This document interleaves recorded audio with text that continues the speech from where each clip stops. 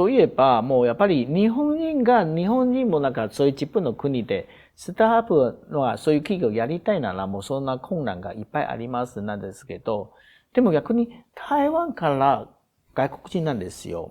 しかも日本の場合はもう結構外国人、どうしても台湾人が好きでも、なんかもう一応外国人なんですよ。だからもうそういうキャップがあって、もし本当に日本にスタートアップ企業やりたいなら台湾企業だね。何かアドバイスとかメッセージがありますか？野島さん。そうですね。やっぱり日本の場合はですね、ある意味台湾の人たちと一緒にやりやすいところがあるんですよ。それは、先ほどは国民感情の話をしましたけど、他にもですね、あって、一つは制度、社会制度が台湾と日本すごく似てるんですね。はい。ですから、税制もそうだし、はい。健康保険、医療保険とかね、社会保険も、二つの場所、日本と台湾とても共通しているので、はい。そういう中だと、とてもビジネスと一緒にやりやすいんですよね。はい。やっぱり一番海外に進出して難しいのは、その国ごとの制度の違いが大きい場合、はい、かなりこれはね、つまずきのもとになるんです。でも台湾だとそれがあんまり、台湾と日本の間だとそれがあんまりない。日本は台湾に進出しやすいっていうのは、そういうところがあるんですけど。はい。ですから僕はやっぱり、日本のスタートアップ企業が台湾と組む。あるいは台湾のスタートアップ企業が日本と組むっていうのは、これはね、僕は黄金のペアだと思うんですね。日体のゴールデンペアみたいな感じ。はい。そこでちゃんとお互いがまず協力し合って、で、日本と台湾って相互補完性が高いですからね。ですよね。例えば台湾人の、僕はだから台湾の企業の人たち、企業の中でね、はい、台湾の人たちは、COO をするべきだと。これは業務の責任者ね。ですよね。で、日本は CFO、日本人はね。そう。財務責任者。ファイナンシャルはね。ファイナンシャルは。はい、だから日本人がそういうファイナンシャルとかマネジメントやって、台湾の人がどんどんビジネスを広げていくと。はい。そういう役割分担もできると思うんですね。はい。あとはやっぱり資金面でいうと日本の様々な金融機関とか、はい、あるいは政府の支援って、やっぱり台湾よりも大きいところあるんですよ。はい。だから、資金調達は日本のマーケットでやってもいいと思うしね。はい。お互いがだから相互補完性があるので、まずはしっかりとしたゴールデンペアのね、はい、タッグを日体で組んで、はい、それからでも日本と台湾だけだとやっぱり限界があるので、はい、世界のマーケットに打って出ると。そういう意味で言うと日本と台湾のまず垣根をまず低くして、でお互いができるだけ近くつながって、でやっていくと。やっぱり世界に向けて出ていくって大事なんですよ。だから可愛いいう概念も世界に向けてだからやっぱりインパクトがあったしね。やっぱ日本の中に向けての可愛いっていう別に日本人は多分それはそうだね、可愛いねだけど、やっぱりカタカナにすると、やっぱり英語にすると、それはグローバルなコンセプトとして、ものすごくブランド力とかね、その食力が上がるわけで、やっぱり日本と台湾が、スタートアップで組んで何か始めるとしても、まず世界を考えて、どんなメッセージで、あるいはどんな商品で、どんなサービスで、グローバルなマーケットに売って出るか。そこをね、お互いが話し合いながら議論して固めていくっていうのが大事だと思います。なるほど。どう思うですか？そうですね。私も本当に同じ意見で、日本のそういうスタートアップの子たちって、やっぱり日本でどうしてもビジネスしようとするというか、日本でもビジネスが成立してしまうので、はい、どうしてもやっぱりドメスティックに行こうとするんですけど、ただ誰かが連れてってくれないというか、人に頼りすぎっていう部分もあるかもしれないんですけど、例えば台湾のスタートアップの方が、日本人の、スタートアップと一緒に、じゃあ海外に打って出ようよって今野島さんおっしゃいましたけど、そういったきっかけがない限り、なかなか日本人のスタートアップの方のメンタリティっていうのは変わっていかないと思うので。そうですね。刺激がないからね。そうですね。なのでもう一緒に、引っ張ってくれるというか、台湾の方が率先して日本人のお尻を叩いて、一緒にやろうよって言ってくれるのが多分一番いいのかなっていう気はしてます。いい話ですね。もうそういう牛のピャピャピャってやってて。やっぱりアメリカのとの人脈とか、そうですね。やっぱり台湾の人たちの方が太いんですよ。はい。やっぱり台湾の人たちはね、大学出たら、まずアメリカに留学。ですよね。しかも日本の場合はアメリカに留学しても2年とか3年で帰ってきますけど。もうすぐ帰りますよね。彼女たちは一応 PhD 取るまで、アメリカにいろって感じで。うん、そうそうそう。まあ、4、5年くらい、もうそれ普通ですよね。ですよね。だから、ある程度の語学力と人脈と、全然違う。しっかり作り上げてから、まあ、戻ってくる。で、戻ってきたらもう、マネージャーとかね。あるいはそのこうリーダーになって仕事ができるわけですけど、日本の場合はアメリカに行っても、まあ、英語上手くなって、修士号を取って帰ってきました。で、またそこから日本社会でスタートって、ゼロからスタートみたいな感じになってしまうので、どうしてもね、やっぱりその海外との人脈っていうのは、こう、しっかりと深くて太いものを作らないと、やっぱりこう、いろいろといい情報とかいい人脈ができないので、そこはやっぱりまあ、逆に言うと日本人のアドバイスとしては、一回海外に出たら10年帰ってくるなと。うん、そうですね。本当に思います。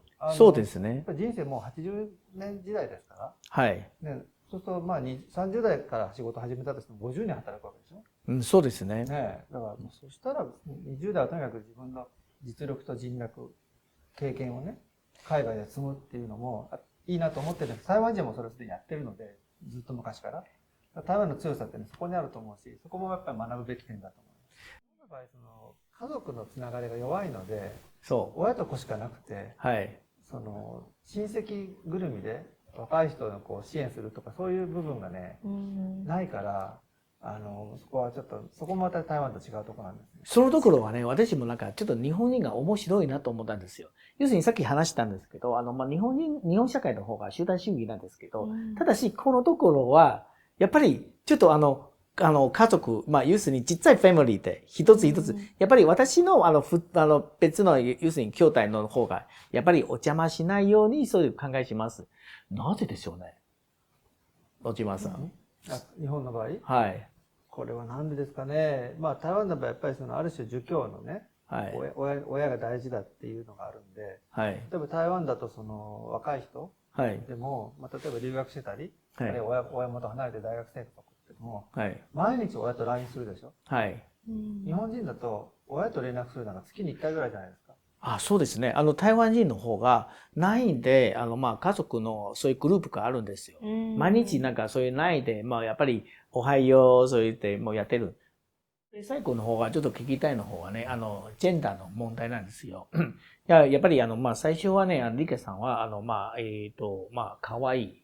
要するに JK、そういうことでやってるんですけど、まあ、日本の場合は、まあ、申し訳ないけど、まあ、日本のなんかそういうで、女性のなんか差別の感覚の結構まあ、イメージが結構強いなんですけど、それでどう思うんですか？もう若い世代の方は、そういうジェンダーのなんかそういう差別の方は結構ありますか？それともまあ、どんどん、まあ、平等になっちゃうですか？そうですね。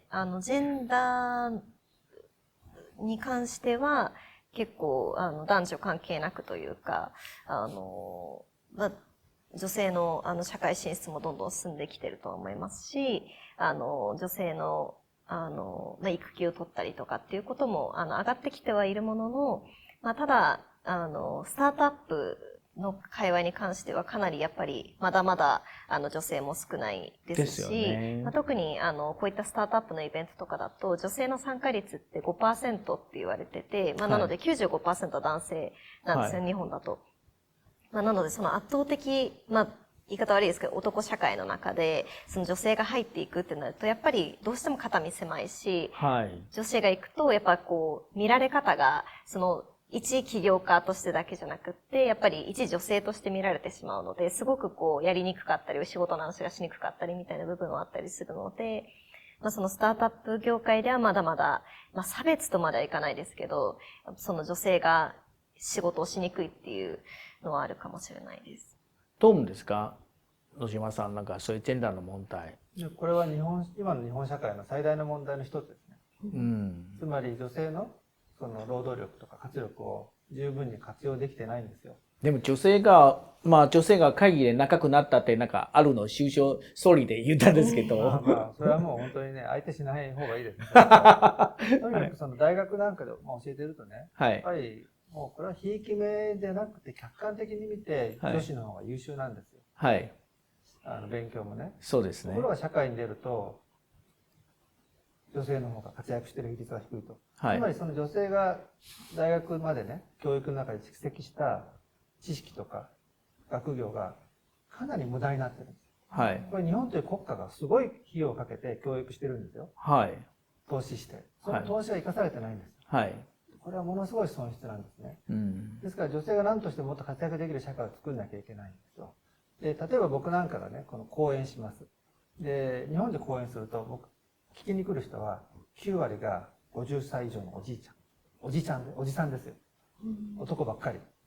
で、台湾で講演すると、女性と若者ばっかりなんです。そうですね。台湾で講演するのが好きなんですよ。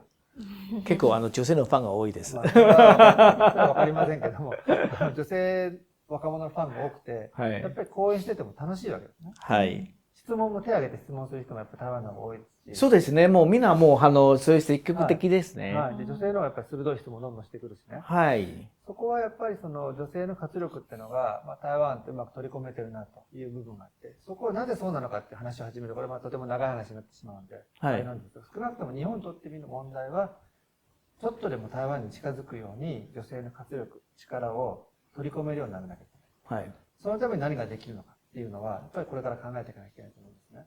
本当に日本の政治も、それから日本の企業も、それから日本の大学、ジャーナリズムもそうです。女性が少なすぎる。はい。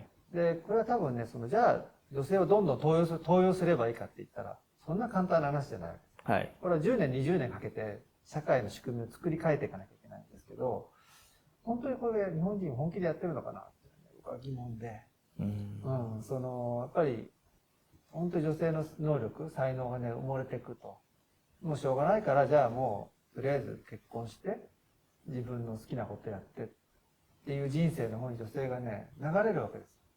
それはやっぱり社会の中に壁があるから。その壁を、突破しない女性が悪いっていうことを言う人もいるんだけど、とんでもない話です。とんでもないですね。もう壁はね、壊してまず、フラットな社会にして、そこから競争を始めなきゃいけないんです、ね。はい。そしたらもうね、あっという間にね、男子よりも女子の方がもともと優秀なんだから追い越してきますよ。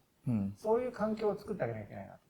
確かに私も同感ですよ。だから、リカさんはね、そういう女性起業家とは私、一口も言わないですけど、起業家ということを尊敬しますなんですよ。要するに起業家ということは、男性でも女性でも、もう誰でもやっぱり尊重しないといけないんだから、私はもう私の目の前はそういう起業家ということで考えしますなんですよ。ちょっと面白い話なんですよ。私はね、こういうスタートアップアイランド、それで台湾というオフィスはね、入ってるの方は大体もう2ヶ月か3ヶ月くらいなんですよ。入る最初はね、びっくりしたの方は女性が多いですよ。みんな強い。で、今、皆さん見てるのが、今、全部の成果としては、全部レディースパワーという感じなんですよ。だから、女性は、本当に強いと思うんですよ。やるならもうしっかり今やってますので、それで私はね、やっぱり、これから、やっぱり、日本に進出するのは、まず、日本人のそういう、集団主義ということと、ジェンダーの方が、もし、理解しないと、ちょっとね、いろいろ、また無理かもしれないと思いますなんです。最後の方が、ちょっと、一言で、もし、台湾のスタートアップ企業に対して、日本に進出するの場合は、何かおすすめでしょうか？それで、若いの代表と、ちょっと、昭和の代表で、ちょっと一言でお願いします。じゃあ、まず、リカさん。そうですね。何がおすすめか。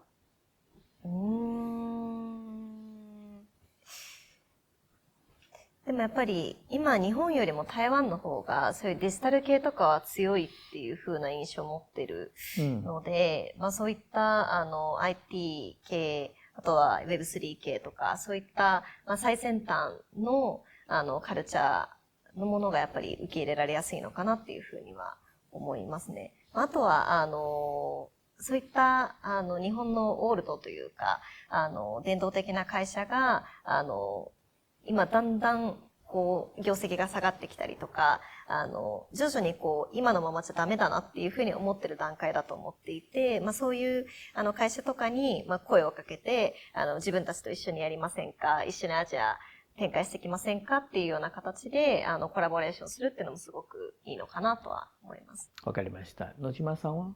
はい、これはもう私がもうすぐね、そういう状況になるからっていうわけじゃないんですけど、でもやっぱりね、介護、はい、福祉、医療、はい、この分野にはね、やっぱりスタートアップの力が必要だと思います。私の見たところで言うと、やっぱり日本の高齢者は幸福じゃない感じがしますね。そうですね。で、あとデジタルに弱い。はい。なぜかわかりませんが、日本の高齢者はあんまりスマートフォンをいじらない。台湾の人たちはもう常にやってますからね。よくやってますよね。で、それでやることによってやっぱ生活が豊かになるし、いろんなアプリを使って楽しみも増えると。で、やっぱり台湾の方がですね、そういう意味で言うと高齢者向けのいろんなコンテンツも充実してるんですよ。で、やっぱりぜひ日本に来て、高齢者にとってね、より豊かな老後、幸せな介護を受けられるように、孤独死とかね、そういう孤独な老人とか多分今すごい問題になってるわけですね。そういうことがないような風に少しでも日本社会が変われるように、そこの部分をサポートしてほしいですね。はい。で、台湾の力っていうか、台湾の知恵がここは生かされると思います。ですからぜひ来てほしいなと思います。わかりました。今日本当に理香さん、野島さんありがとうございます。ありがとうございました。はい、ありがとうございました。